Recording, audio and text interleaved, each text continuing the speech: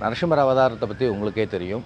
தான் குழந்த ஒரு பக்தன் நம்ம பேரில் அபிவிருத்தியான ஒரு நம்பிக்கை வச்சுருக்கான், அந்த நம்பிக்கையை உடச்சிடக்கூடாது அப்படிங்கிற ஒரு பக்தனோட ஒரு சின்ன குழந்தையாக இருந்தாலும் அவன் உண்மையான பக்தன் அப்படிங்கிற ஒரு நம்பிக்கைக்காக வேண்டி, அந்த நம்பிக்கையை உடச்சிடக்கூடாதுங்கிறதுக்காக வேண்டி பெருமாள் ஸ்ரீமன் நாராயணனே சிம்மன், அதாவது மனிதனும் ஒரு மிருகமும் சேர்ந்த ஒரு பிறவியாக ஒரு தோற்றத்தை கொடுத்து, ஏன்னா ஹிரண்யனோட இது அவதாரத்தில் அவனோட கதையில் பார்த்தோம் அப்படின்னா அவன் வரம் வாங்கி வச்சுட்டுருக்கான்.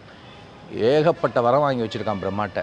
எனக்கு இதனால் இறப்பு வரக்கூடாது, மனிதனால் இறப்பு வரக்கூடாது, மிருகத்தினால் இறப்பு வரக்கூடாது, இதனாலையும் அதாவது என்னென்ன பாசிபிலிட்டிஸ் இருக்கோ எல்லாத்தையும் சேர்த்து எதுனாலையும் எனக்கு வரக்கூடாதுன்னு வாங்கி வச்சுருக்கானா. அப்போ அதனாலே பெருமாள் புது அவதாரமாக நரசிம்ம அவதாரத்தை எடுத்து அந்த பக்தனோட குழந்தையாக இருந்தாலும் அந்த பக்தனோட நம்பிக்கை வீணாகக்கூடாதுன்னு தூணிலும் இருப்பேன் துரும்பிலும் இருப்பேன்னு சொல்லிவிட்டு அந்த தூணை இது பண்ணிட்டு வந்தாராம். இன்றைக்கி நம்ம அந்த தூணை நம்ம அங்கே அகோபிலம் அப்படிங்கிற இடத்துல ஆந்திராவில் பார்க்கலாம். இன்றைக்கி உச்சஸ்தலம்னு சொல்லிட்டு அங்கே இருக்குது. அங்கே உச்சஸ்கம்பம் அப்படின்னு இருக்குது, நம்ம பார்க்கலாம் அந்த இடத்துல.